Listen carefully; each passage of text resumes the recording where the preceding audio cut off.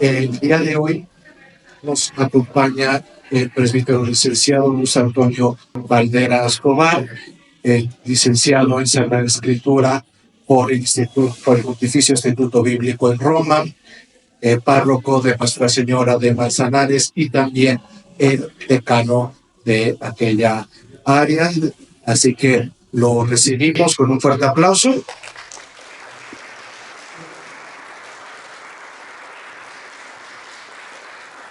Este segundo día nos va a compartir el tema igual de la oración, pero en un bloque muy particular del Antiguo Testamento, la oración en los libros sapienciales.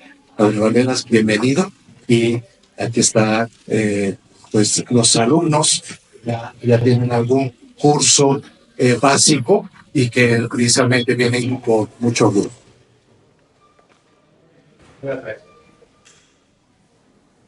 Muchas gracias por la invitación. Y bueno, pues creo que es necesario que entremos lo más pronto posible en materia.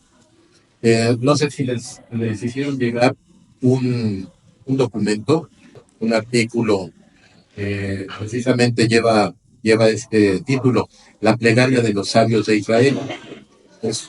Bueno, si no se nos han hecho llegar a estos momentos, se lo van a enviar en formato electrónico.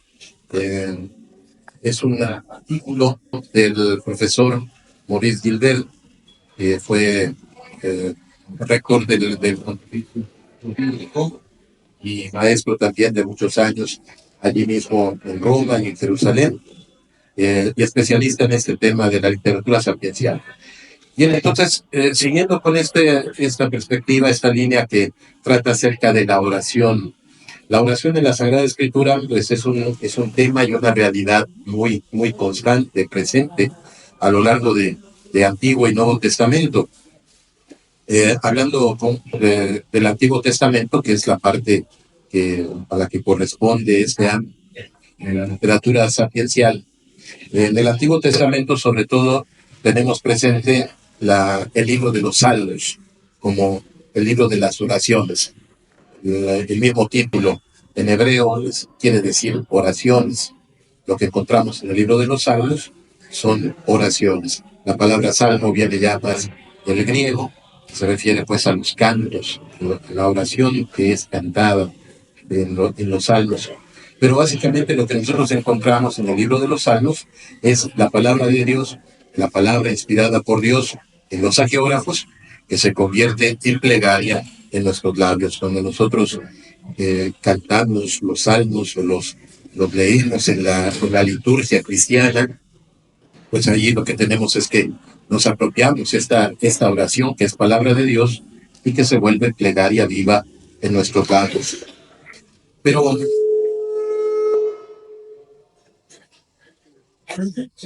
se alcanza a oír así sin micrófono.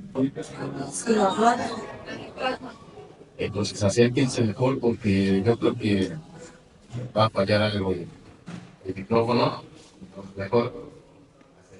Es más fácil.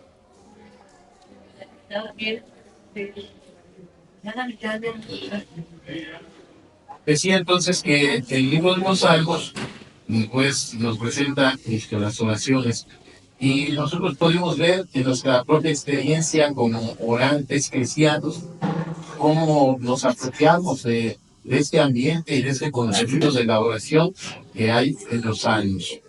Pero ahora a nosotros nos corresponde hablar sobre todo de la plegaria en este ambiente específico, canónico, que se refiere a los libros sapienciales.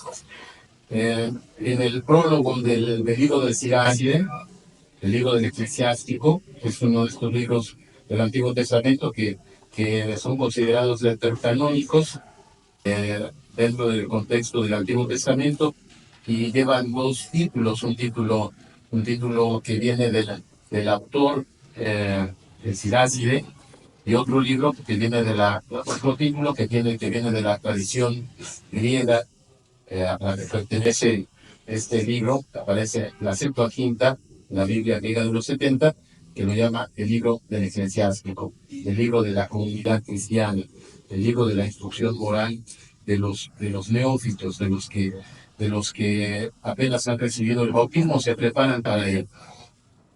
Ahí en el prólogo de este libro tenemos un texto que no es canónico, no es considerado inspirado, no es palabra de Dios, pero que aparece siempre en nuestras Biblias porque allí encontramos una información muy importante acerca del origen de este libro que fue escrito en el ámbito del judaísmo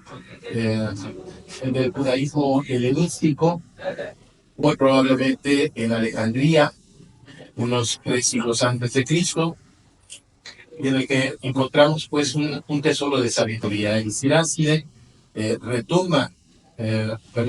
Siracide escribió su libro en Palestina, en el siglo segundo antes de Cristo. Él es un conservador que trata de retomar la tradición sapiencial de su pueblo Israel. Y en el prólogo se nos dan varios datos. El que nos interesa en este momento es la referencia a las partes del canon del Antiguo Testamento, el canon bíblico. Ahí el Siracide habla, el traductor del libro del Siracide nos habla de 3 partes: la ley, los profetas y los otros escritos. Bueno, ahí como que está muy claramente definido para ese momento, alrededor del año 180 antes de Cristo, estaba muy bien definido el ámbito de estos cuerpos canónicos del Antiguo Testamento. La ley que se atribuye a Moisés y que, y que está formada por estos 5 libros de la ley.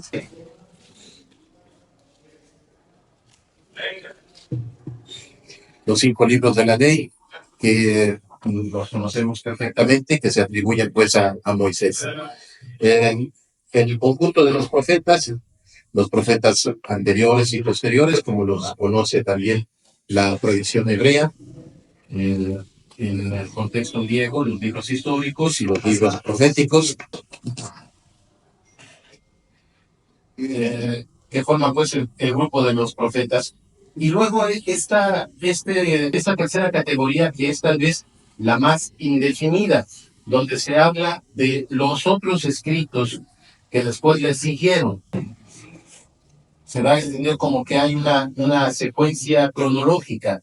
Los sapienciales, o el conjunto de esos escritos, viene después de la Torá y los profetas. Bien. Se habla pues de este conjunto de escritos que son muy variados. Allí podemos encontrar las diferentes historiografías, como pueden ser la historia del cronista, la obra del cronista, que es como una nueva versión de la historia que nos aparece en los libros de Samuel y de los Reyes. Podemos encontrar también las historias edificantes, historias que llevan títulos en los que hay nombres. Particularmente podemos recordar nombres de mujer como Esther, también Ruth, Judith, Tobías, historias edificantes, se les puede llamar genéricamente. Los salmos, el cantar de los cantares, literatura poética, y concretamente lo que se conoce como el Pentateuco sapiencial, 5 libros de sabiduría que son los principales. 3 que están contenidos en la Biblia hebrea, que cronológicamente los podemos señalar: Proverbios, el libro de los Proverbios, que se atribuye a Salomón, Proverbios de Salomón, lleva así el título, el principio del libro. Después de esto encontramos 2 libros que representan un momento de crisis de la literatura sapiencial, que concretamente son el Cogelet y el libro de Job.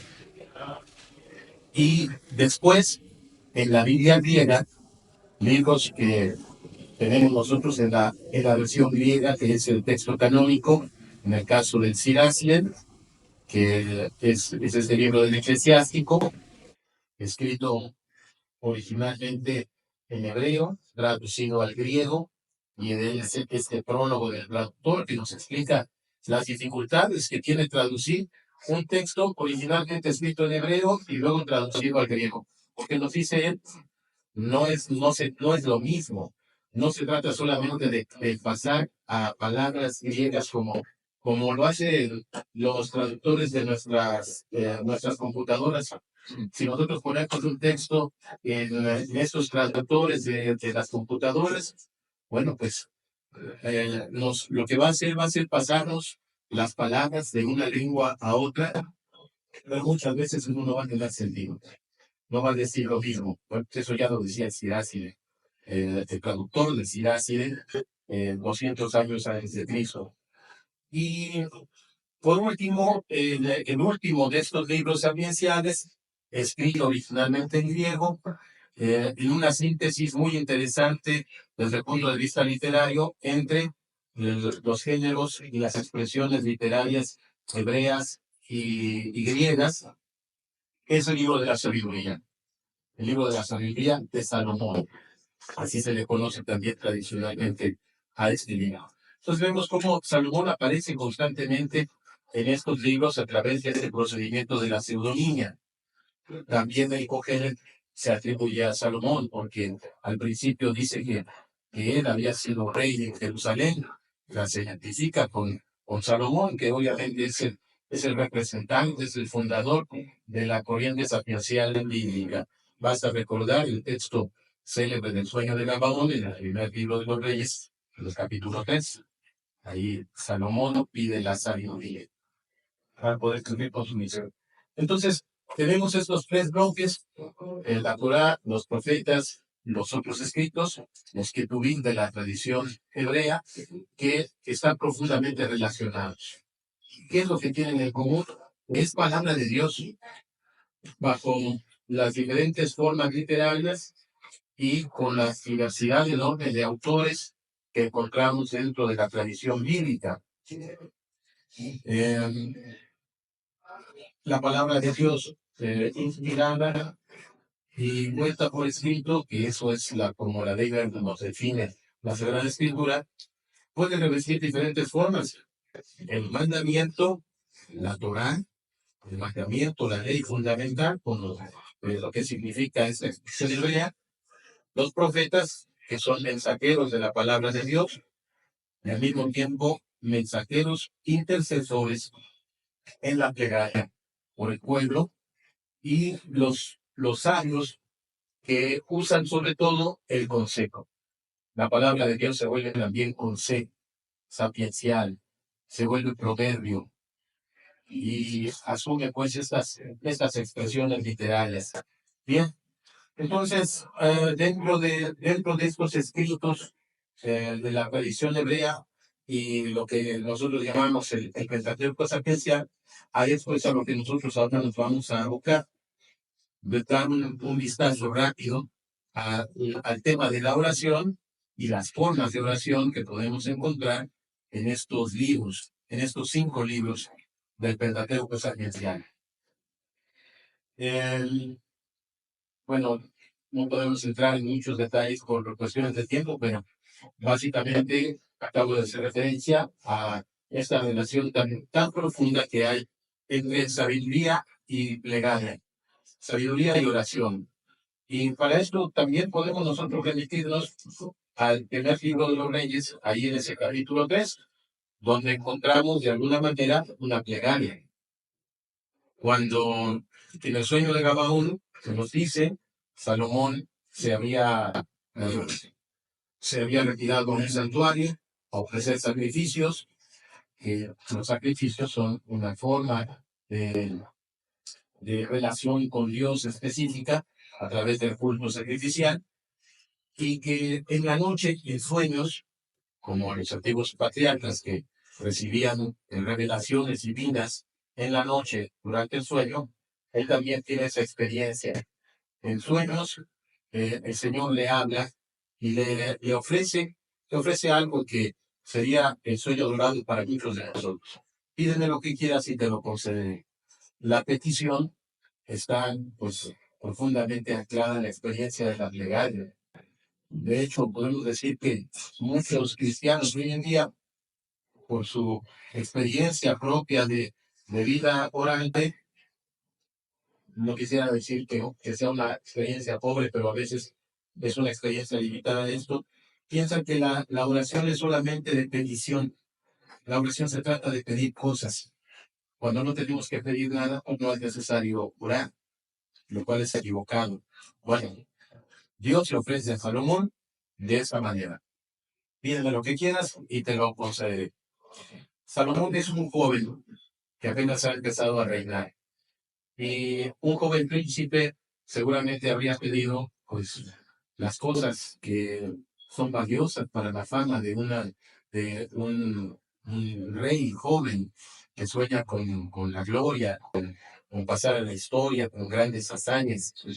Bueno, pues Salomón no pidió ninguna de esas cosas, ni la muerte de sus enemigos, ni éxito en las batallas, victorias o grandes riquezas. Él lo que pidió fue un corazón capaz de escuchar y la capacidad de discernimiento entre el bien y el mal para poder conducir a su pueblo tan numeroso. Salomón lo que está pidiendo es la sabiduría que viene de Dios y que es la única que le permite al hombre cumplir su propia misión en este mundo. Es un tema que luego va a tener un eco en la plegaria del capítulo 9 del libro de la sabiduría, cuando ahí se nos presenta la plegaria de Salomón para pedir sabiduría. Sin la sabiduría que procede de Dios, el hombre será detenido en nada. Eso dirá Salomón allá en el libro de la sabiduría. Salomón pide entonces lo que es verdaderamente esencial, aunque él reconoce que es un muchacho joven, que no sabe ni entrar ni salir. Esta expresión hebrea significa que no sabe cómo hacer las cosas, no tiene experiencia, conocimiento, no tiene todavía la experiencia que viene de la vida. La sabiduría, el concepto de sabiduría en el Antiguo Testamento es un concepto vitalista, si lo podemos llamar así. O sea, la experiencia de vida. Por eso el anciano es la figura del sabio. Los ancianos del pueblo son los sabios de Israel. Entonces, ya recordamos cómo allá en el texto del sueño de Gabaón se dice, al Señor le pareció bien que Salomón hubiera pedido esto y no la vida de sus enemigos, el éxito en las batallas y la riqueza, y por eso le dijo que le concedería todo lo demás. Con la sabiduría vienen todos los demás bienes necesarios para la vida. Bien, entonces allí podemos ver, por un lado, el concepto de sabiduría que consiste en la capacidad de escucha y el discernimiento. Son dos elementos básicos del concepto bíblico de sabiduría. Y podemos ver también que la sabiduría se obtiene en la plegaria. Hay que pedirla. Nosotros ahora que somos cristianos y pertenecemos al tiempo del Nuevo Testamento, nosotros sabemos que la sabiduría es un don del Espíritu Santo que se pide, es un don que se pide en la plegaria y que se tiene en ese mismo ambiente de plegaria. Cuando los discípulos están reunidos en Pentecostés, oran para recibir el don del Espíritu, que también da este don de la sabiduría. Bien, entonces, si nosotros queremos tener esa sabiduría que nos permita cumplir con nuestra misión en este mundo, con nuestra vocación como seres humanos y también como creyentes, necesitamos la sabiduría que se pide en la oración. Hay una relación entonces muy estrecha entre plegaria y sabiduría. Eso es lo primero que nosotros podemos señalar. Entrando ya en tema, podemos señalar el primer libro que aquí va a aparecer en el artículo, que yo les recomiendo que después ustedes ya lo lean con calma, y vienen muchas citas bíblicas que aquí no podemos detenernos a detallarlas, pero allí viene el texto. Lo primero es hablar rápidamente de este libro de Proverbios. ¿Qué es un proverbio? Pues nosotros ya lo sabemos, porque es parte de la sabiduría popular también en nuestra lengua y en nuestra cultura mexicana, pero es algo universal, es un fenómeno universal. Todas las lenguas y culturas tienen proverbios, tienen dichos sapienciales, en los que de una manera muy concisa se transmite una enseñanza para la vida. Las cosas que nosotros escuchamos de nuestros abuelos, árbol que crece torcido, jamás su tronco endereza. Eso no se lo enseñaron a nuestros abuelos en una universidad, eso lo aprendieron ellos en la vida, porque vieron que un muchacho, una muchacha que andaba en malos pasos, de joven, después ya de grande, ya no se puede corregir. Ya es imposible corregirse. Árbol que crece torcido jamás su tronco endereza. Y así sucesivamente podríamos señalar muchos otros proverbios. En la Sagrada Escritura encontramos estos proverbios, así también muy concisos, de los que se transmite una enseñanza fundamental para la vida.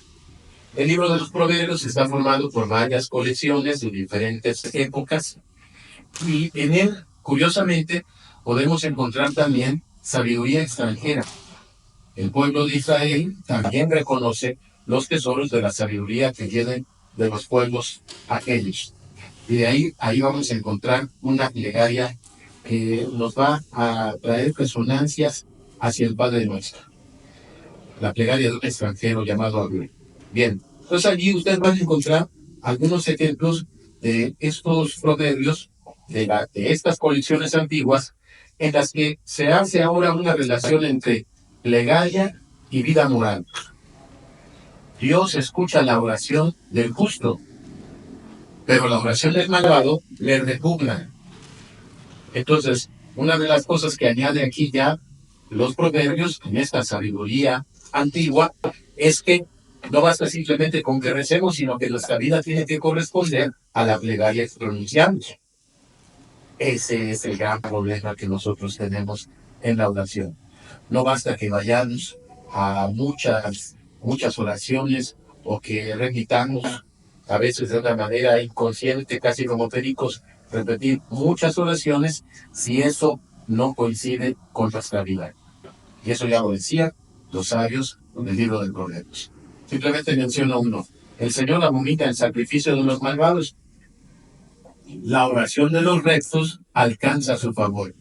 Los que hacen el bien, los que hacen la voluntad de Dios.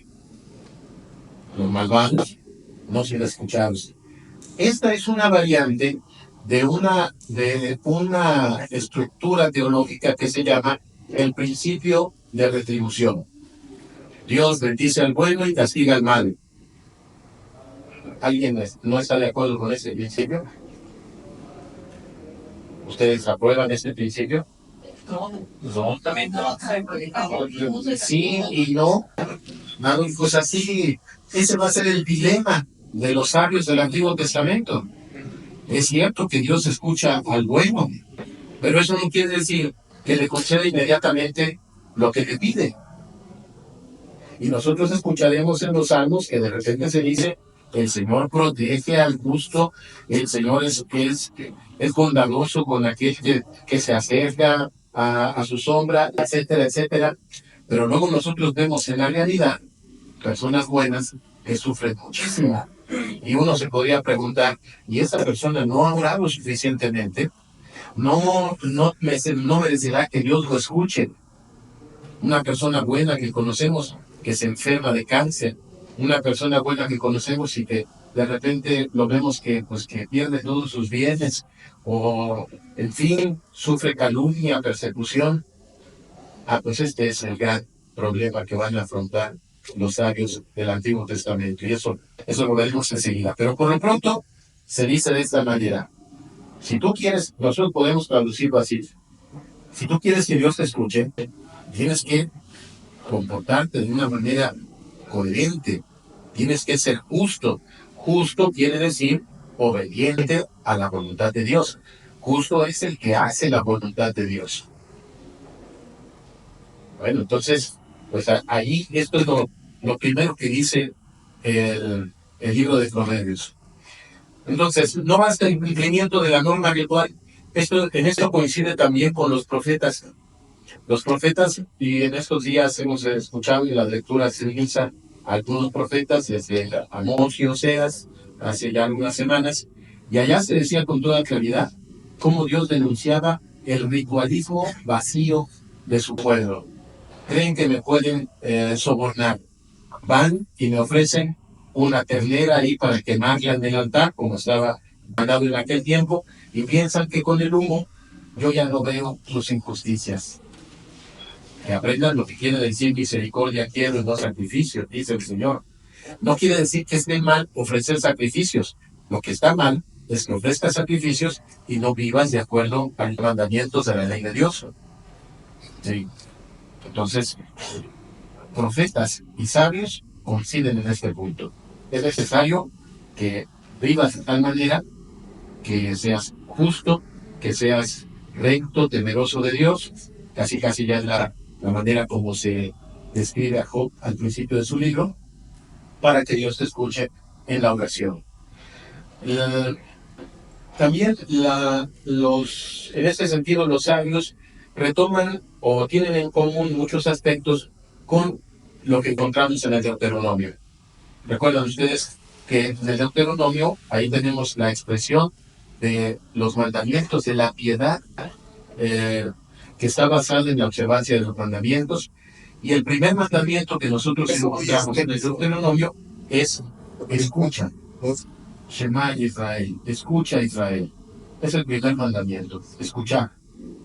Entonces, necesitas primero escuchar para que luego la oración se convierta también en expresión auténtica de una relación con Dios. Si no escuchas, tu plegaria es vacía. Y además, podemos decir que hay una relación muy profunda en el Deuteronomio entre escuchar y obedecer. Incluso a nivel verbal. El verbo hebreo, shema, o shaman, que significa escuchar, también, junto con otra partícula, una preposición, significa obedecer. Escuchar y obedecer. Y en griego, el verbo akuo, que es escuchar, se deriva después del verbo hipakuo, que es obedecer. Entonces esta es la dinámica que hay en esta escucha de la palabra. Entonces, de golpe aparece el nexo necesario entre la plegaria y el comportamiento moral y religioso de quien lo pronuncia. O sea, no basta simplemente pronunciar fórmulas. Es necesario hacer coincidir la fórmula con la realidad de nuestra vida. Que la oración sea expresión de vida. Y les decía que allí encontramos en el libro de Proverbios la plegaria de un extranjero que se llama Agur. Está en el capítulo 30 del libro de Proverbios, y allí se nos transmiten las palabras de Agur. Es un extranjero. El fenómeno de la literatura sapiencial es común en los pueblos del cercano Oriente Antiguo y también en el pueblo de Israel, que también toma, se apropia riquezas de esos otros pueblos. Y eso no demerita el valor de la literatura sapiencial como palabra de Dios. Al contrario, eso nos permite descubrir cómo Dios habla efectivamente a través de los sabios. Dios habla también. Dios ha hablado a través de Moisés en la Torá, ha hablado a través de sus mensajeros, los profetas, y ha hablado también a través de los sabios. Toda sabiduría viene de Dios. Mirá también el texto bíblico. Toda sabiduría viene de Dios. Y por lo tanto, siempre donde encontremos sabiduría, allí podemos decir en una cierta forma, ahí también habla Dios. Entonces, Agur nos transmite una plegaria. Nos pasan allí su oración. Es el capítulo 30, versículos 7 al 9. Muy breve. Dice: 2 cosas te pido, no me las rehuses antes de mi muerte.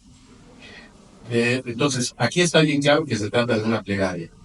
Agur se está dirigiendo a Dios, de tú a tú, en segunda persona. Está haciendo una petición, es una oración de petición.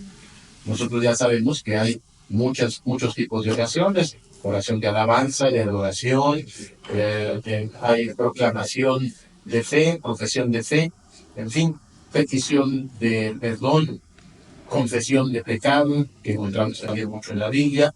Y ahora tenemos aquí una petición. ¿Qué es lo que pide él?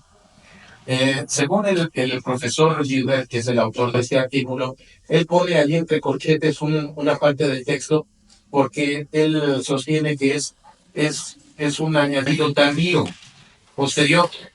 ¿Cuáles son las cosas entonces que pide Agur? No me des pobreza ni riqueza, déjame gustar mi bocado de pan. Entonces, aquí Agur pide el pan.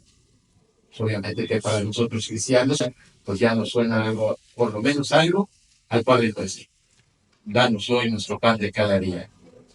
Y ya sabemos que esta petición del Padre Nuestro tiene todo un contexto en el Antiguo Testamento que nos lleva hasta el maná del desierto y después a otras referencias al pan, al alimento.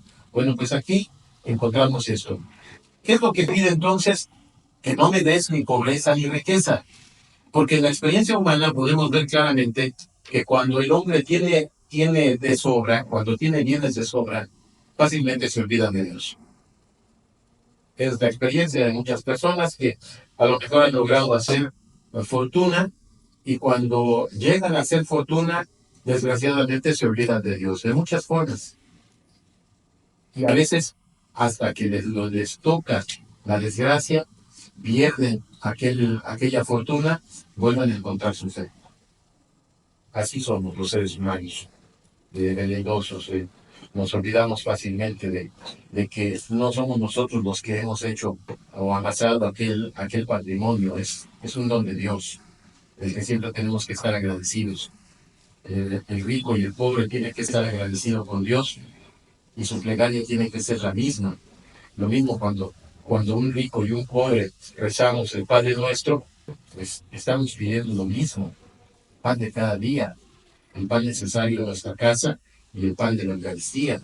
En fin, aquí entonces este hombre sabio entiende que la felicidad del hombre no está en esos extremos.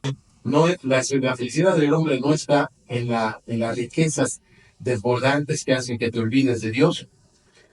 Y tampoco podemos decir, tampoco se trata de que vivamos en la pobreza extrema. La pobreza, en realidad, y eso lo vemos también claramente en el Evangelio, la pobreza no equivale a miseria. La pobreza es simplicidad de vida, que es un reflejo de la simplicidad del corazón. Cuando Mateo en las bienaventuranzas dice expresamente, bienaventurados los pobres de espíritu, nos está diciendo que es una pobreza que no depende de cuánto dinero tengas, sino de la actitud fundamental de confiar en Dios. Y en ese sentido, el rico y el pobre tienen que aprender a confiar en Dios y a ponerse completamente en sus manos, cada uno en su propia circunstancia. Entonces no se trata de una alabanza de la miseria, se trata de la pobreza evangélica, la pobreza asumida con dignidad, como la pobreza que deben vivir los religiosos, especialmente. Una pobreza que no significa que forzosamente tengan que dormir en un petate y que no tengan luz eléctrica, o que deban comer las hierbas que salen ahí en las macetas del convento. No se trata de esa pobreza, es una pobreza digna, evangélica, pobreza que permite reconocer que Dios es el bien mayor que buscamos en la vida. Y eso también el rico tiene que entenderlo. La función verdadera de la riqueza. Bien, ahí tendríamos mucho que decir, pero simplemente esto. Este hombre sabio le está pidiendo a Dios, no me des riquezas porque me voy a volver soberbio y me olvidaré de ti. Me preguntaré, ¿y quién es Dios para que yo le haga caso, lo obedezca o lo halague? Y si me das pobreza, a lo mejor en mi abandono pues, voy a injuriar el nombre de Dios o me dé al robo. Podemos pensar nosotros en Job, efectivamente, cuando se queda en la miseria y enfermo, la tentación primera es injuriar a Dios. Pero ahí se nos va a decir claramente, pero en todo esto, Job no dijo nada de ningún despropósito contra Dios. No maldijo a Dios, como le decía su mujer, maldice a Dios y muere. No lo hace. Entonces, aquí esto es algo verdaderamente importante porque nos habla del espíritu de la plegaria. ¿Qué es lo que tenemos que pedir? A veces nosotros no sabemos qué pedir y por eso no somos escuchados en la plegaria. Si tú lo que le pides a Dios es que te ganes la lotería, probablemente no te la vas a ganar nunca. Precisamente por eso, porque Dios, que es un Padre amoroso, que conoce a sus hijos, sabe perfectamente que ni a mí nos haría bien ganarnos la lotería, porque eso no es lo que nos va a hacer felices. A lo mejor nos va a echar a perder la vida, nos va a amargar la vida. Entonces, por eso, bendito sea Dios, que no nos sacamos la lotería. O si tú en tu coraje le pides a Dios que, que se muera tu enemigo, la persona que te ha calumniado, que te ha ofendido, que ha dicho cosas terribles de ti, ¿Dios te va a escuchar con esa petición? Claro que no. Entonces, la plegaria cristiana también implica el discernimiento. ¿Qué cosas debemos pedirle a Dios? Lo esencial, lo verdaderamente necesario. No le pidas a Dios que te dé, así como por arte de magia, dinero para mantenerte. Pídele que te dé salud, que te dé trabajo, que te dé inteligencia y medios para ganarte la vida. Eso sí tenemos que pedírselo a Dios. No le pidas a Dios el mal de tus enemigos. Pide por la conversión de los pecadores, en el último caso. Y reconoce que el primero por el que tienes que pedir por la conversión es por ti mismo. Cuando de repente solemos hacer este tipo de oraciones por la conversión de fulano, por la conversión de fulana, en primer lugar hay que pedir por mi propia conversión. Reconocerme que yo soy el primero necesitado de esa conversión.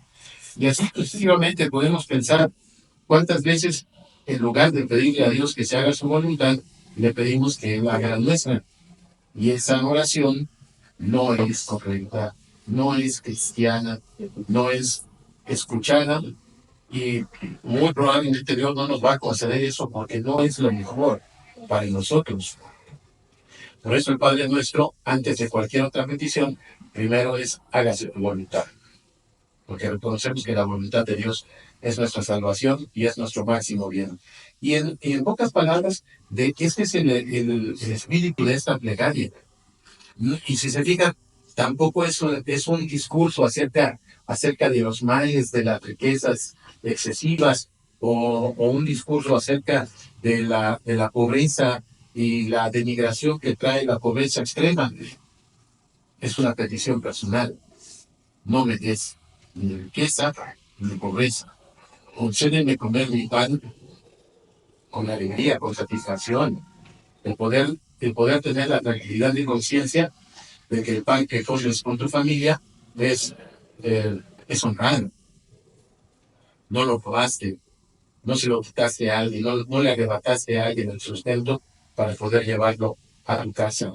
Entonces aquí vemos cómo también ya desde el Antiguo Testamento van apareciendo temas y formas y expresiones que luego van a ir a dar nada menos que a la oración del Padre Nuestro, la petición del Padre, la oración de los hijos de Dios. Entonces, Agur Plegale quiere prevenirnos contra el orgullo autosuficiente del rico malvado. No porque sea malo en sí mismo ser rico, sino por las consecuencias que puede tener la riqueza no bien entendida en la vida de una persona. Cuando no comprendes que la riqueza también es un don de Dios, ya sea que la hayas adquirido por tu propio trabajo o la hayas heredado, es un don de Dios, pero que no es un don absoluto para ti, para que lo gastes en extravagancias, sino los ricos bien conscientes del sentido auténtico de sus riquezas, entienden que la riqueza es un don para que produzca más riqueza para los demás.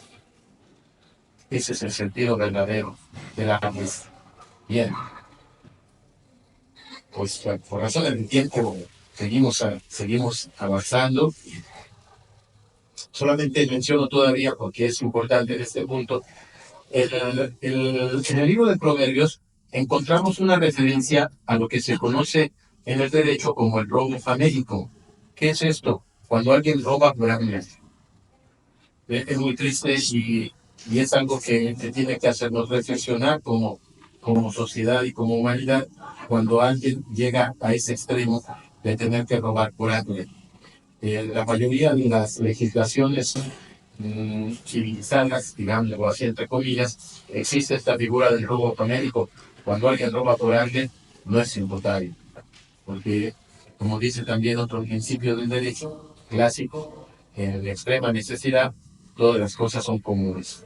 O sea, más valioso que el principio de la legítima propiedad es el derecho que todos tenemos a los bienes indispensables. ¿Sí me explico? Sí, es que puede decir la persona a la que le robaron ahí sus frutas o su pan o la carne de ahí de su carnicería. Bueno, pues es que esto es mío. Sí, pero este se ha llevado algo que necesitaba para comer. No te robó para llevarse y ponerle un puesto para revender. Se lo llevó porque no tenía nada que comer en este momento y por eso la dignidad de la persona exige que pueda tener lo básico, lo esencial. Y otra cosa también que implica esta plegaria de Agur y que también es un adelanto del Evangelio de San Mateo. Recuerden ustedes que en San Mateo, cuando se va a introducir la enseñanza sobre la oración cristiana, se pregunta de esto, o Jesús le dice a sus discípulos, ahí en el capítulo 6, no se preocupen pensando qué comeremos o qué beberemos. Es como, son preocupaciones básicas. Las necesidades más esenciales del ser humano son comer y beber. Más allá de qué tratos me voy a poner o cómo me voy a desplazar, más allá de todo eso, lo primero es comer y beber. Bueno, Jesús le dice a sus discípulos, ustedes no pierdan tiempo, no se preocupen pensando qué comeremos o qué beberemos, porque nuestro Padre del cielo es el que se los va a dar.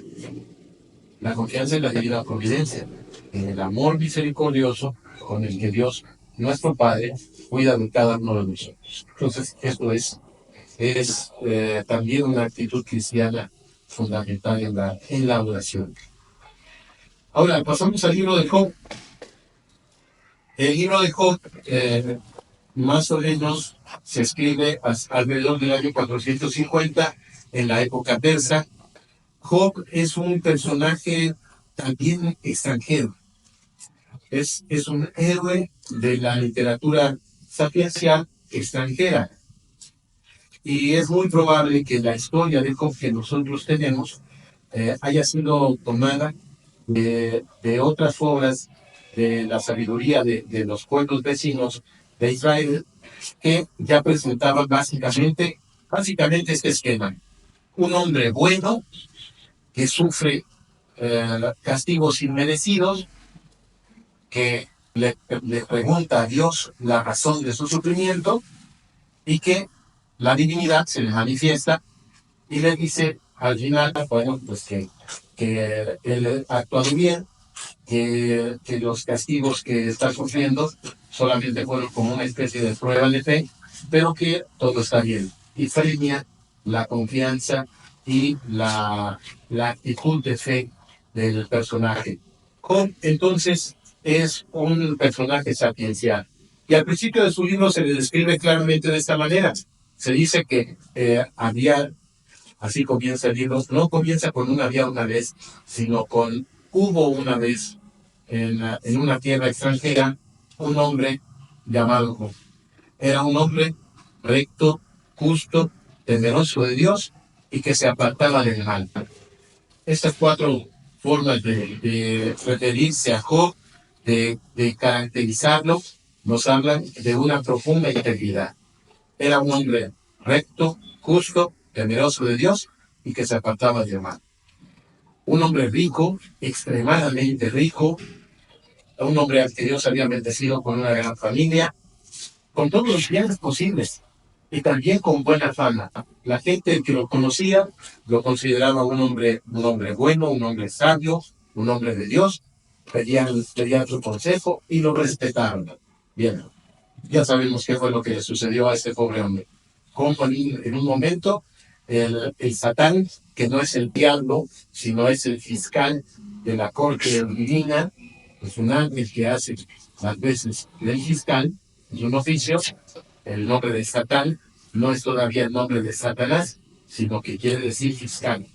Entonces, es como lo que antes salía en los procesos de beatificación y canonización de los santos, el abogado del diablo.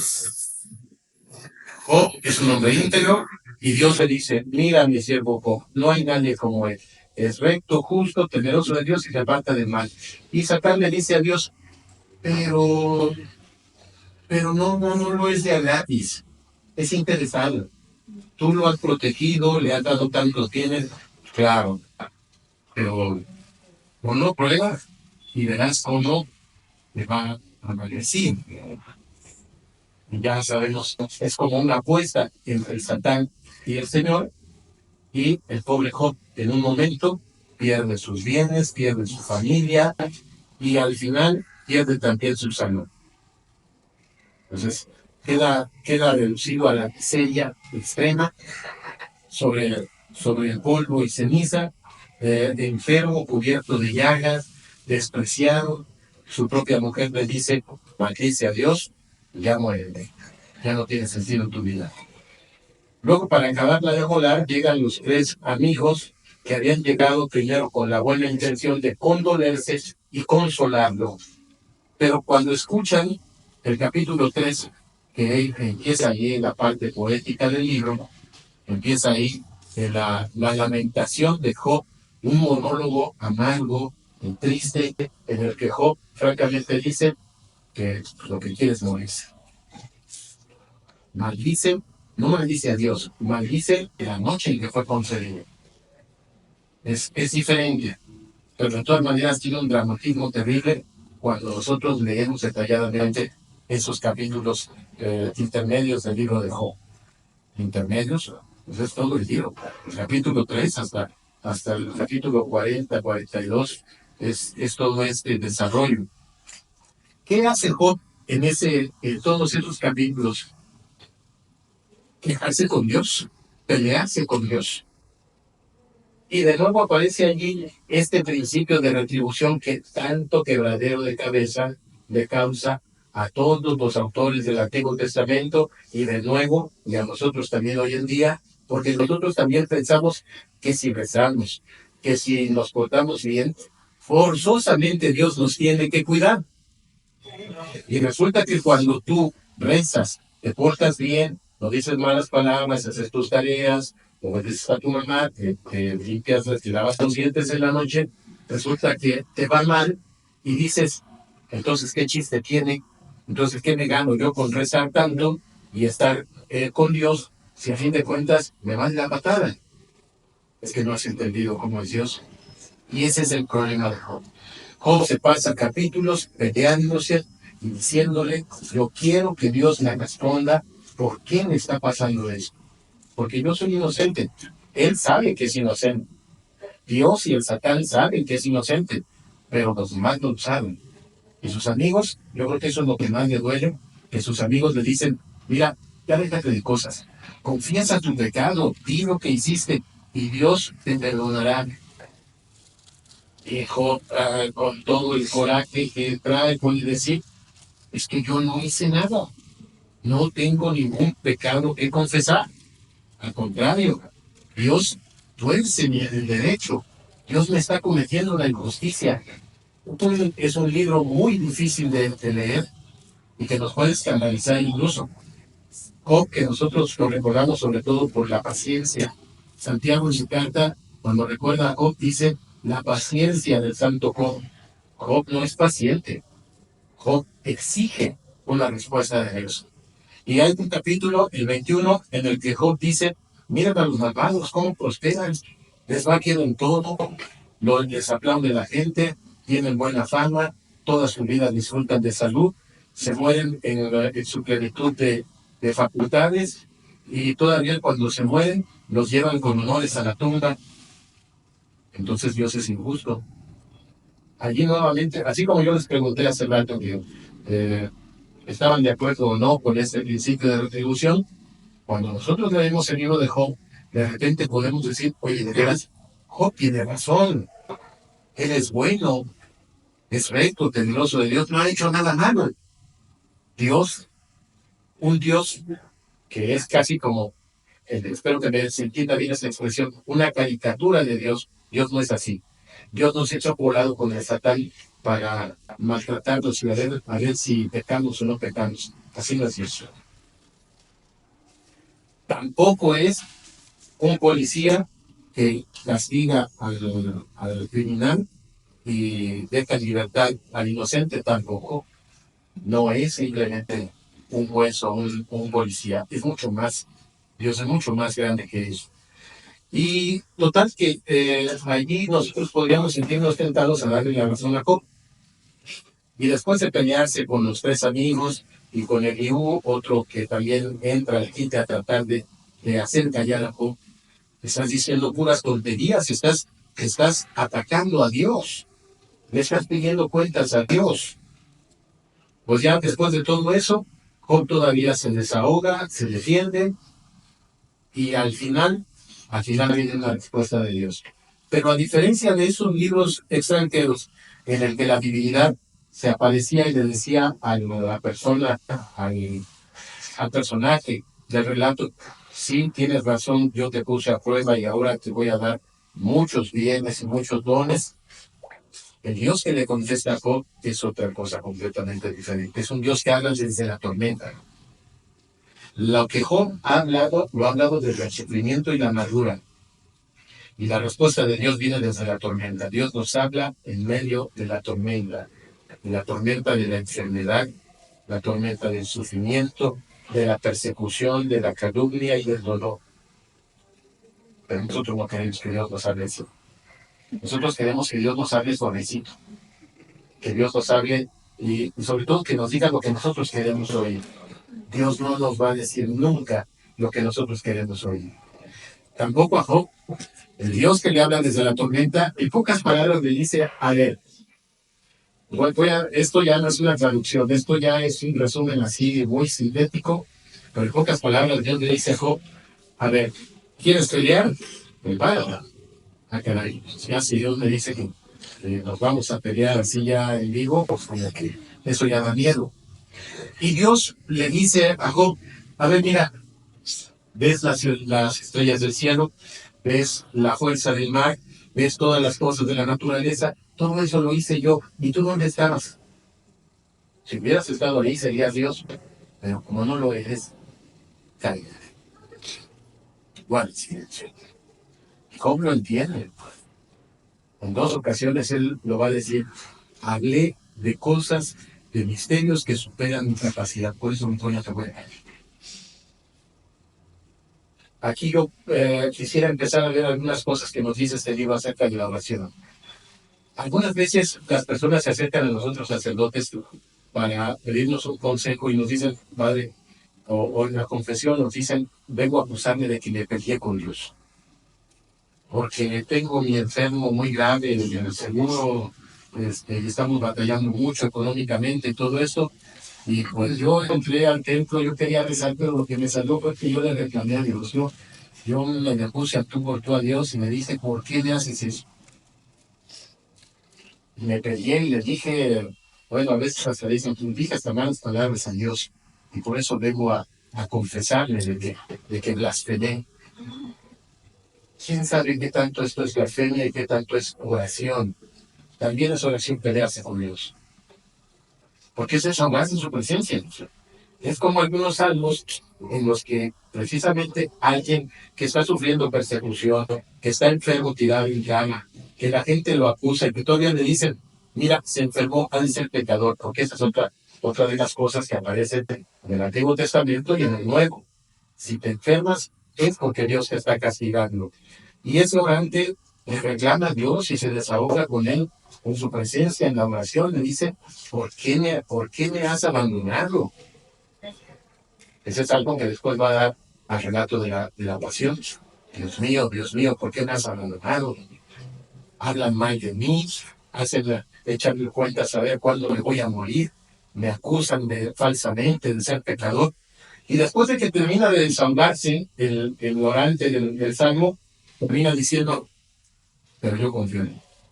Yo sé que no me abandonarás con mi suerte, yo sé que puedo confiar en ti. Eso se repite en Salmos, en la experiencia de Jesús en la pasión, y también en la experiencia de estas personas que les digo, que dicen, me peleé con Dios, es pecado. Bueno, te peleaste, ¿y qué dijiste al final? Pues al final, ya después de que me desahogué y todo, sí le dije a Dios, Señor, perdóname. Y le dije también, quiero seguir confiando en ti, quiero que me bendigas, que me des la fortaleza que me hace falta ahorita para seguir cuidando a mi enfermo. Pues eso es oración. Y el libro de Job podemos verlo de alguna manera nosotros como esta oración. La oración de alguien desesperado que no puede recibir de los hombres, no puede confiar en que los hombres le hagan justicia, solo Dios. Solo Dios le da justicia. El último término es el grito de Job.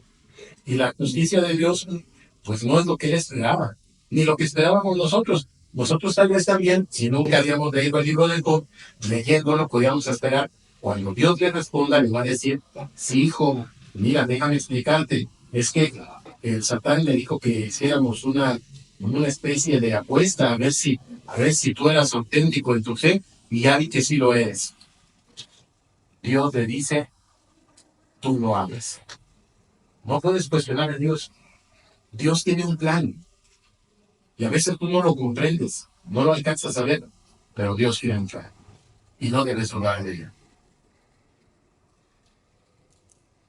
Lamentablemente para nosotros, el libro de Job termina dándole una conclusión al relato del principio, en el que sí, después de haber padecido tanto, ¿se acuerdan ustedes? Job incluso intercede por sus amigos sabios que no supieron defender la justicia de Dios, y Dios los perdona, no los castiga a ellos, y Dios le da a Job el doble de los bienes de la familia y todo.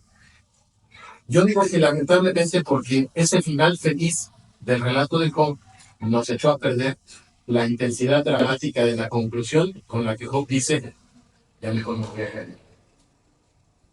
La oración también exige de nosotros silencio. Cuando tú hablas y no escuchas a Dios, la oración no es completa. La oración implica también esta escucha. Ya lo decía el libro de Proverbios.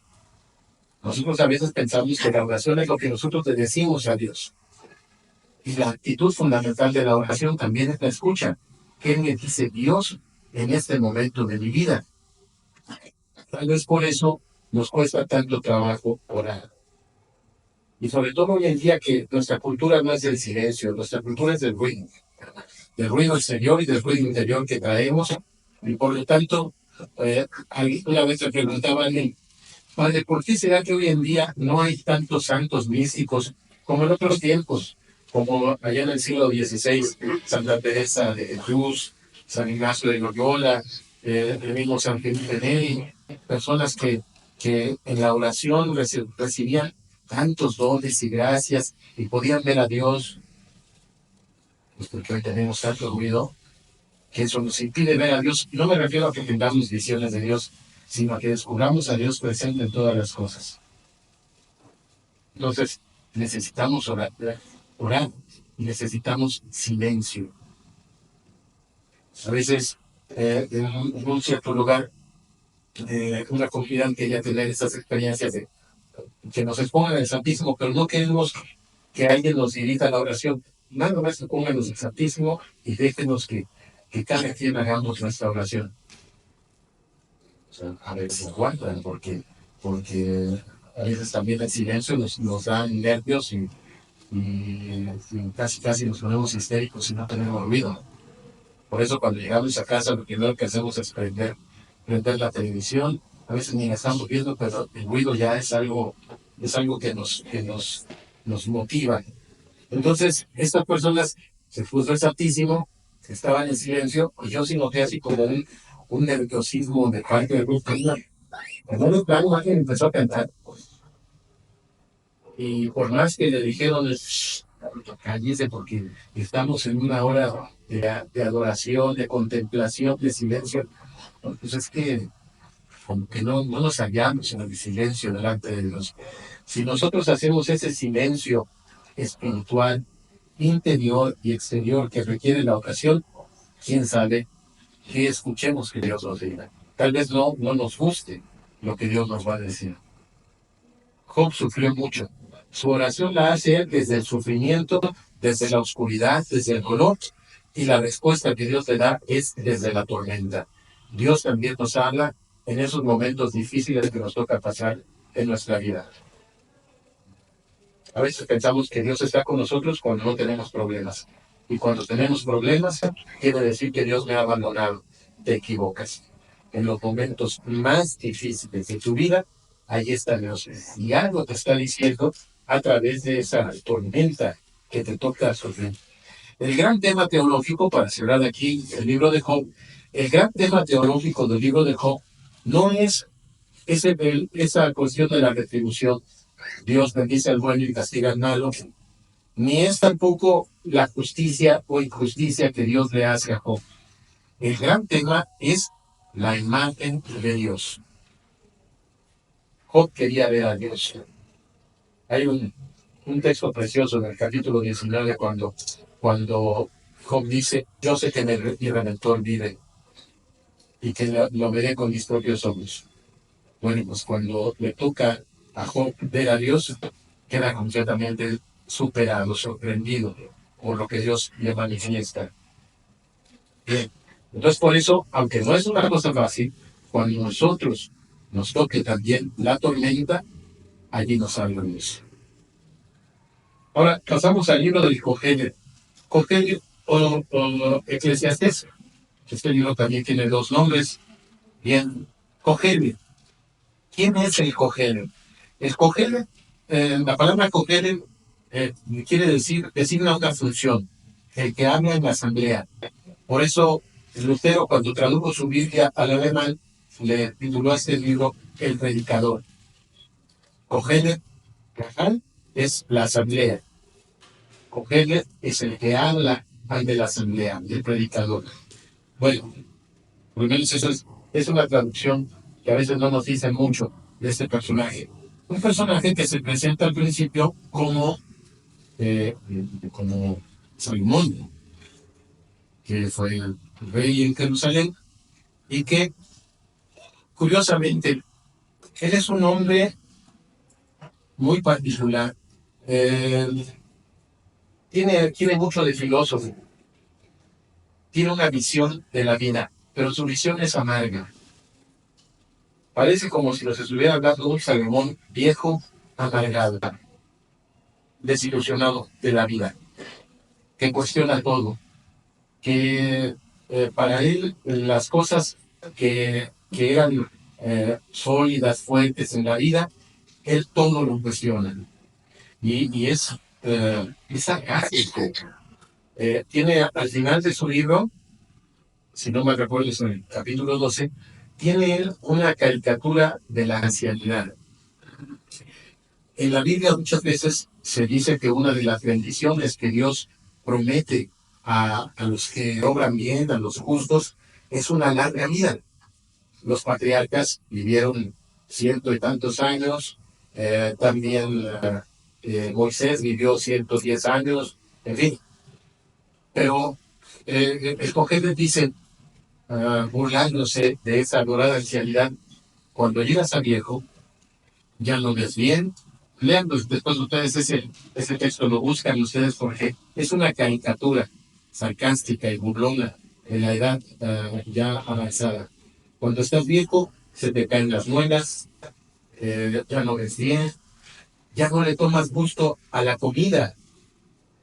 Pues son las experiencias que vamos teniendo en la medida que envejecemos. No podemos ir contra el tiempo.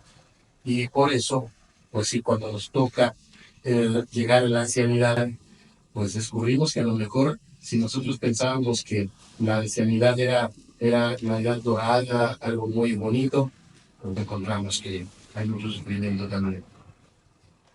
Él es un hombre hastiado de la vida, porque dice que no hay nada nuevo bajo el sol. Eso es algo que se repite constantemente en su libro. No hay nada nuevo bajo el sol. Cuando alguien dice esto es nuevo, ya antes había existido. Nosotros hoy nos emocionamos con los avances de la tecnología y de las comunicaciones y pensamos que estos tiempos que vivimos son los mejores. ¿Quién sabe? Además, él también habla de eso, que tú puedes llegar a pensar que los tiempos pasados fueron mejores, pues tampoco. O sea que es un hombre decepcionado de la vida, amargado, triste, que cuestiona todo, que cuestiona incluso en un momento dado la acción de Dios en el mundo. Y podemos decir que algo también podemos entender de la oración acerca de esto. Eh, por ejemplo, hay un texto en el que él también adelanta algo de las enseñanzas del Evangelio de Mateo sobre la oración en la introducción al Padre Nuestro. Él dice en el capítulo 5, no te precipites a hablar, ni tu corazón se apresure a pronunciar una palabra ante Dios. O sea, la prudencia de la palabra. Esto es una enseñanza común en la tradición sapiencial. La actitud sapiencial básica es el silencio, porque aprendes más cuando callas que cuando hablas. Cuando callas, puedes escuchar lo que los demás dicen y aprender de ello, aún de los errores de los demás, puedes aprender. Pero cuando hablas tú, el problema es que a lo mejor estás diciendo tonterías y tú no te das cuenta. La imprudencia de la lengua. Desde el libro de Proverbios hay textos que nos hablan de la necesidad que tenemos de controlar nuestra lengua. Nunca nos arrepentiremos de guardar silencio y sí nos arrepentiremos muchas veces de hablar de más. Bien, aunque también hay momentos en que tenemos que hablar. Nos toca hablar forzosamente. Y aquí el Coger recomienda la prudencia. No te precipites a hablar, ni tu corazón se apresura a pronunciar una palabra de Dios. Yo sobre todo aquí lo relaciono con una forma muy concreta de nuestra espiritualidad, que es las promesas, las mandas que se hacen a veces en un momento de necesidad, de urgencia. A veces llegan las personas con nosotros sacerdotes y nos dicen, Padre, ¿me puede cambiar la manda que hice? A ver, ¿qué fue? Pues es que cuando mi hija estaba por dar algo a mi nieto, yo prometí que íbamos a ir a la villa y que iba a entrar de rodillas todo el pasillo ahí hasta llegar a la Virgen y con el niño en brazos. Y luego, pues es que esa promesa la hice hace 18 años y no la cumplí.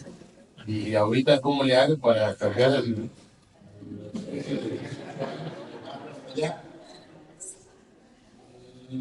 Pues por eso, fíjate bien lo que prometes. ¿Verdad? Que yo prometí que si Dios me libraba de un problema muy grande, pues que yo me iba a ser sacerdote o religioso, y pues yo no tengo esa vocación, pues no andes cometiendo cosas que no puedes realizar, cosas que implican una disposición de vida que tú no tienes. Entonces, hay que fijarse muy bien de lo que decimos en la presencia de Dios. Todo dice, pues Dios está en el cielo, pero tú en la tierra. O sea, Dios escucha tu oración, Dios ve lo que sucede en la tierra, pero tú estás aquí en la tierra y es tu existencia limitada. Sean por tanto pocas tus palabras. La plegaria no debe llevar palabrería.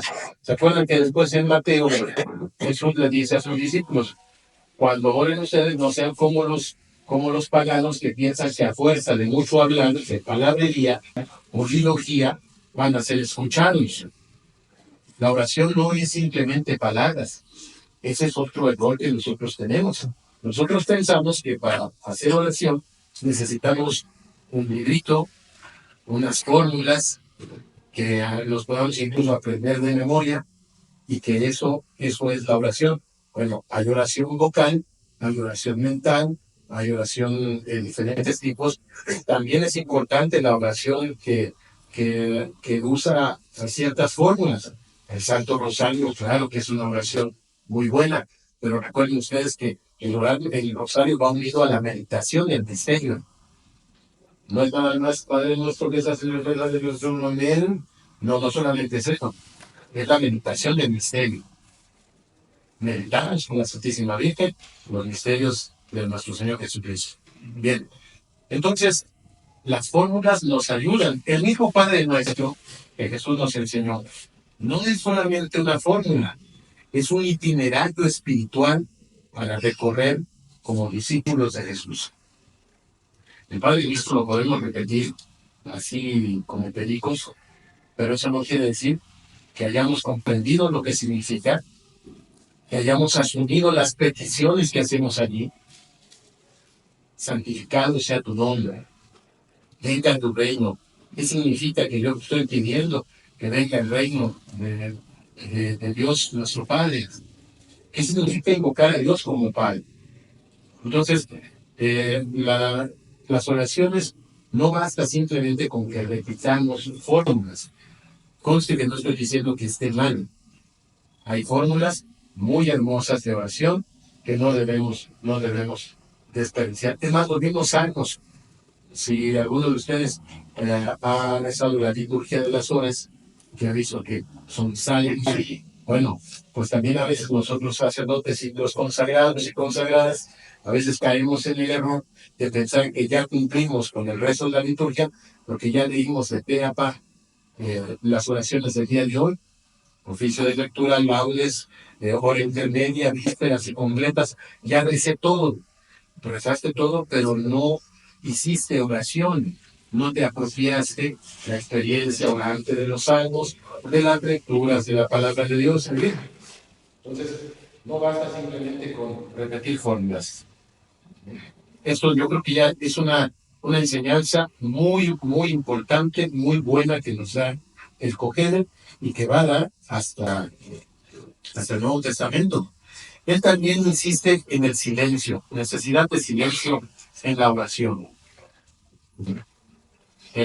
Tanto lo dice él, como también lo dirá más adelante el Siracide.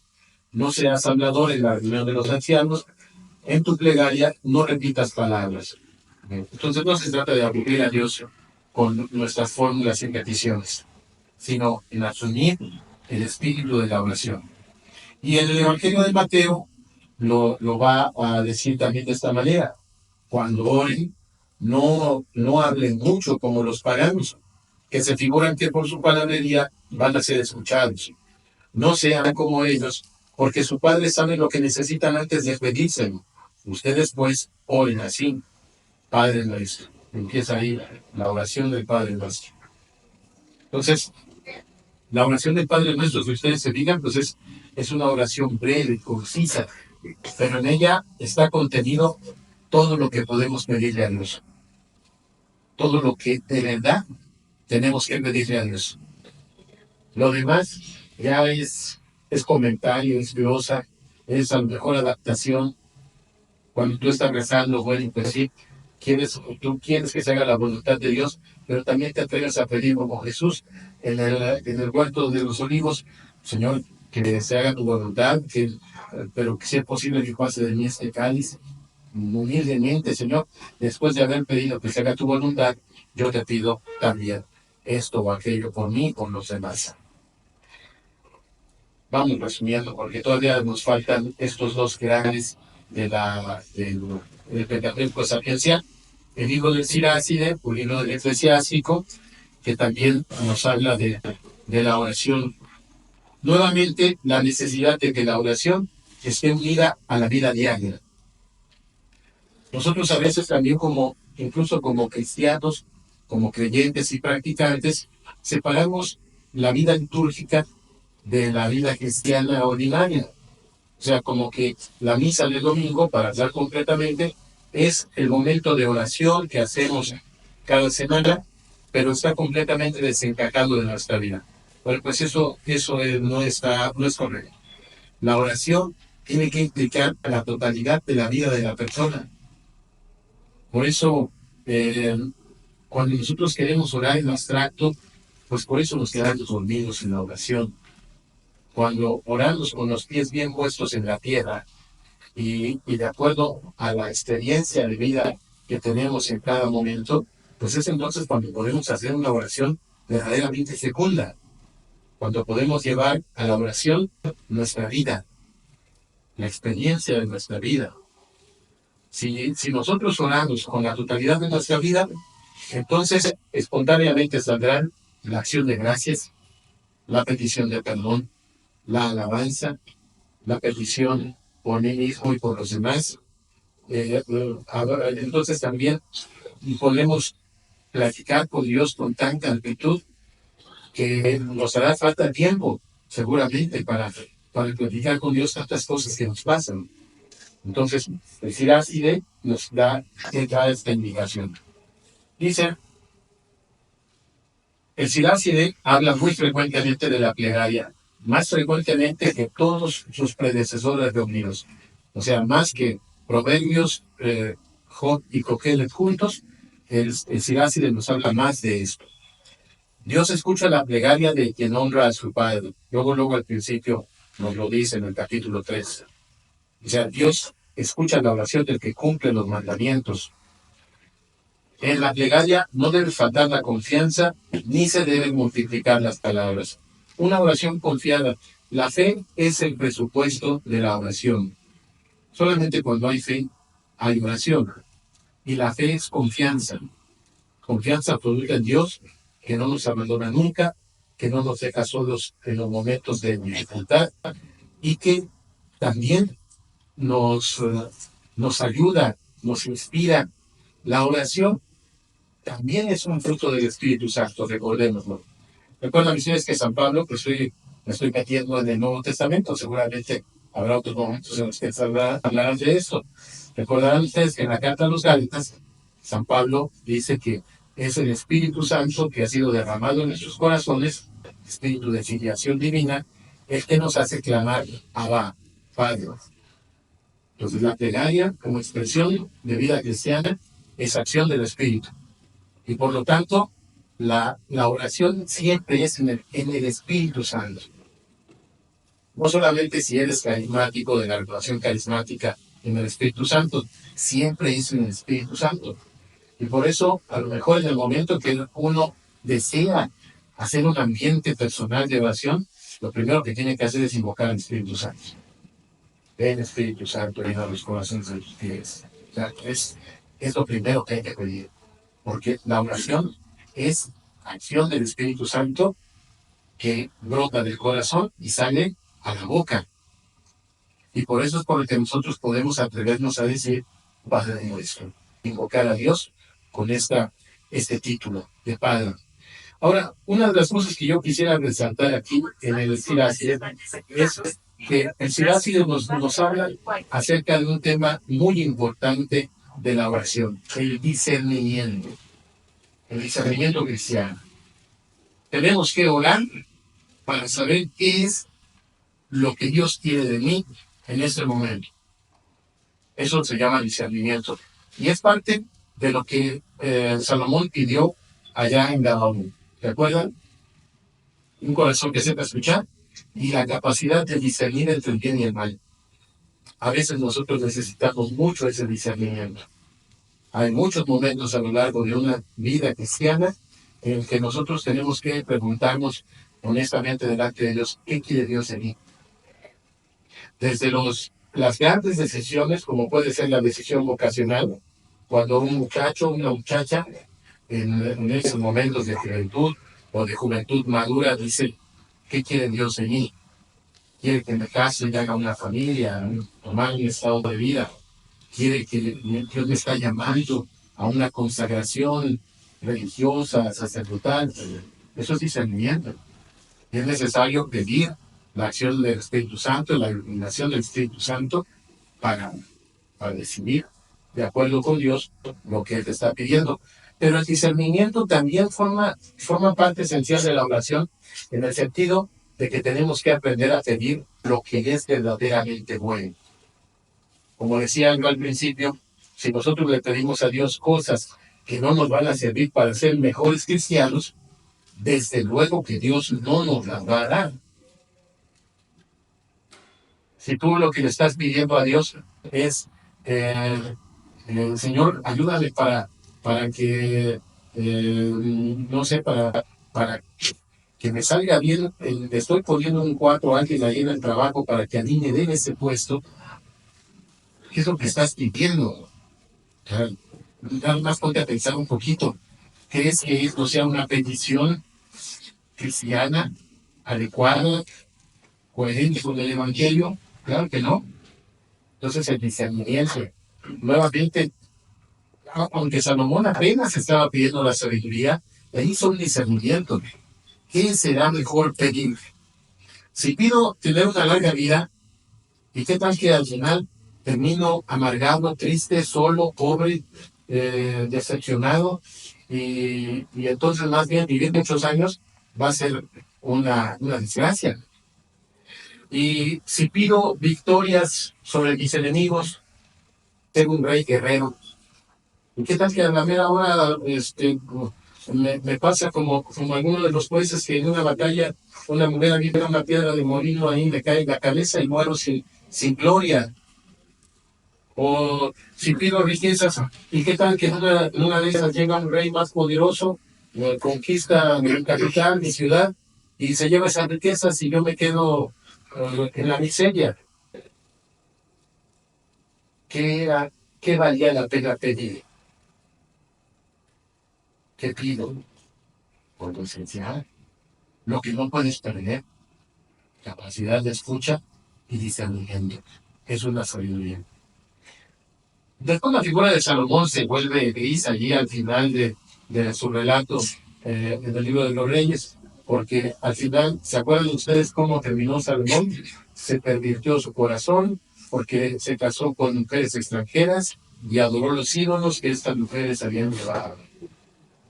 Bueno, para que veamos cómo no basta tener un buen principio, no basta pedir una sola vez este don de Dios, hay que pedirlo constantemente. Entonces, bueno, el Siracide nos habla del discernimiento.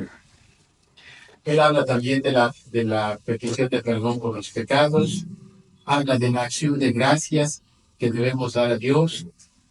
Dice en el capítulo 39, aplica su corazón, el sabio, aplica su corazón ahí de mañana, donde el Señor, su creador. ¿Cuándo, en qué momento del día hacer oración? Cualquier momento del día es bueno para orar. Pero la experiencia cristiana también ensalza o resalta la oración que se hace en la mañana. A lo mejor cuando tenemos un poco más de disposición, el espíritu todavía no está tan agitado por los quehaceres del día. ¿Cuándo tenemos que hacer oración? Pues siempre y en todo lugar, pero especialmente en esos momentos en los que tal vez podemos estar más en soledad con Dios. En la mañana, hacer una plegaria. Cuando no empezamos el día con una plegaria, pues estamos desencajados todo el día, estamos fuera de esa sintonía que necesitamos mantener después a lo largo de todas las actividades con Dios. Y tendríamos también que hacer oración en la noche, como dicen los salmos a mí que hablan de noches enteras pasadas en oración, o el ejemplo de Jesús en el Evangelio, que pasaba noches enteras en el cerro, en el monte, con Dios, en oración, con Dios su Padre. Pues nosotros también tenemos que hacerlo. Pedir prudencia, pedir disciplina. Y curiosamente, el Sirach es el primero que en una plegaria invoca a Dios llamándolo Padre. Qué curioso. Y esto, obviamente que va a dar al Nuevo Testamento.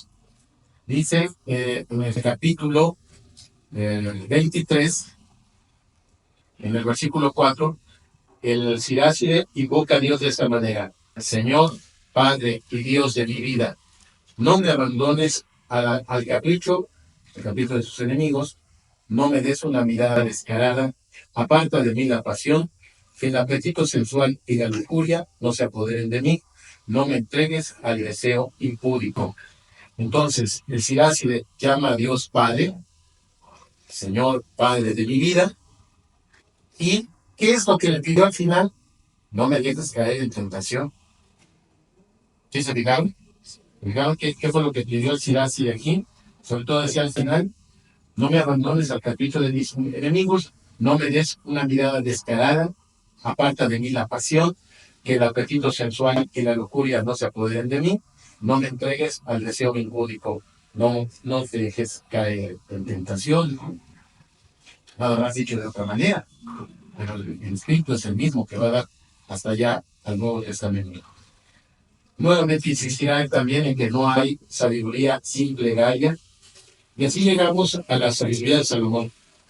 Ya casi estamos sobre el tiempo, pero nada más quisiera resaltar un aspecto muy importante, que en este libro de sabiduría, que fue escrito ya originalmente en griego, usando géneros literarios griegos y uniéndolos con el estilo sapiencial judío, hebreo, aquí lo que tenemos es un elogio de la sabiduría. Todo el libro de la sabiduría, podemos decirlo, es un elogio de la sabiduría. Quiere decir esto, que la finalidad del autor del libro de la sabiduría, que también es Salomón, según la pseudonimia, o sea, el nombre del autor o la figura del autor que se presenta como Salomón, sobre todo en la parte central, antes de la plegaria del capítulo 9, se presenta como Salomón, se identifica como Salomón. Bueno, pero obviamente que no era Salomón. Salomón ya había pasado siglos antes. Entonces, este señor lo que quiere, y sobre todo se refiere a los jóvenes, pero la enseñanza es para todos, jóvenes y no tan jóvenes. Lo que nos quiere decir es, la sabiduría es lo único que vale la pena que busquemos. Hay que buscarlo, hay que pedirla en la oración, porque sin la sabiduría, estoy citando aquí el capítulo 9, sin la sabiduría que procede de Dios, el hombre será tenido en daño.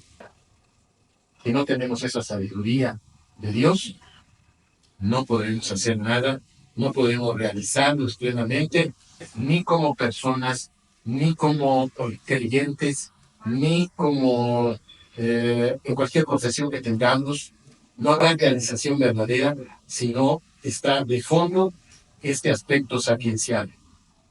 Yo puedo tener mi despacho lleno de títulos y diplomas universitarios, pero si no tengo esta capacidad de escucha y este discernimiento, todos esos títulos pues no pasan de ser ocasión a lo mejor de una soberbia intelectual, pero no me van a servir para la vida. Entonces, solamente resaltamos este aspecto.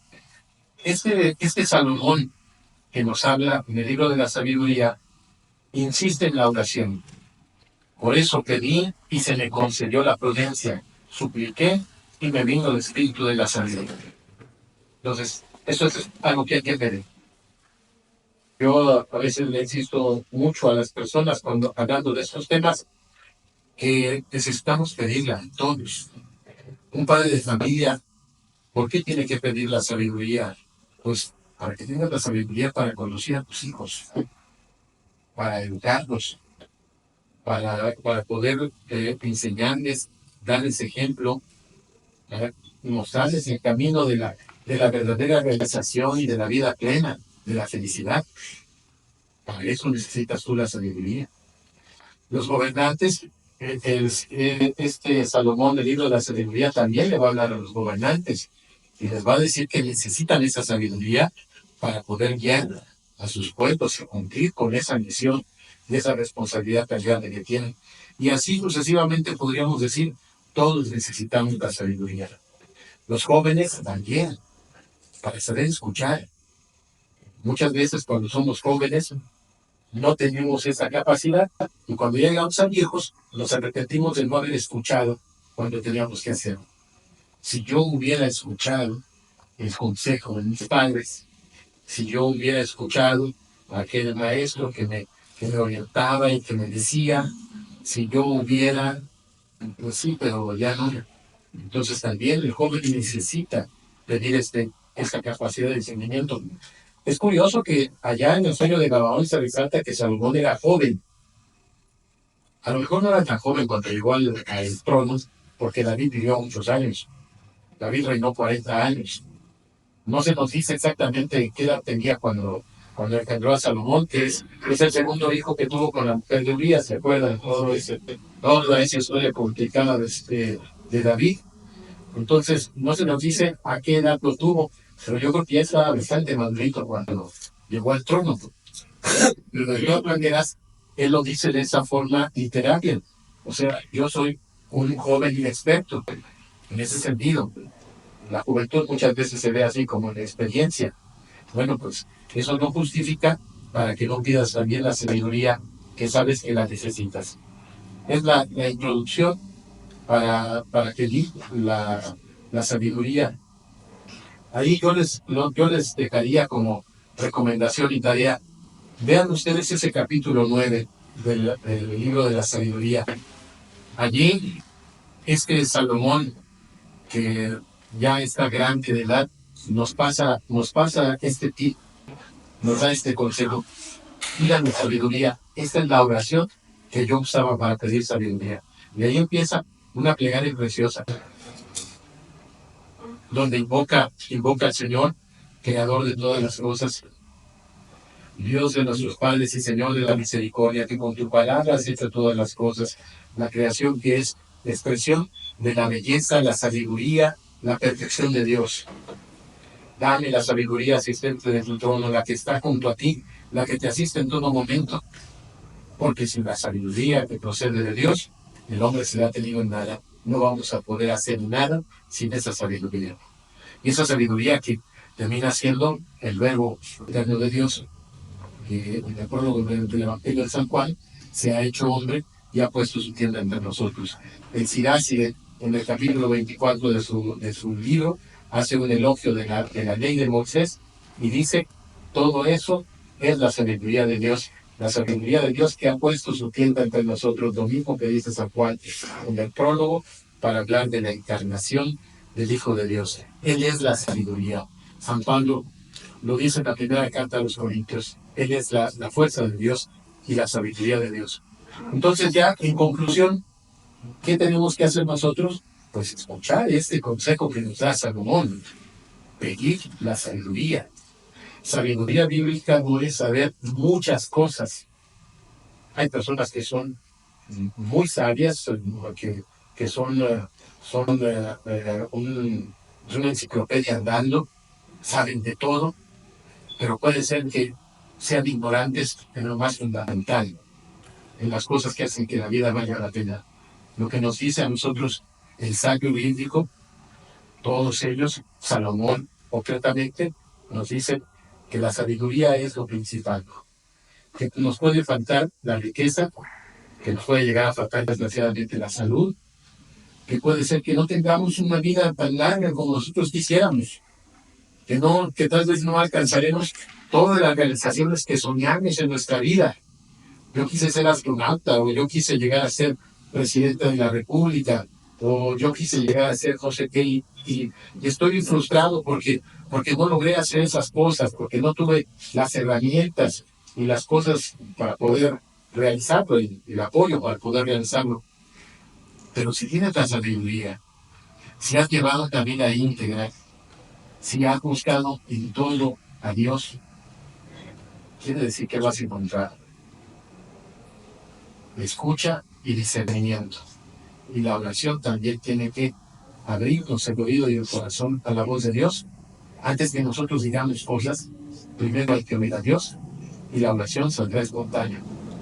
Y el discernimiento, que tiene que ser pedir lo verdaderamente importante para que Dios nuestro Señor nos lo dé. Muchas gracias.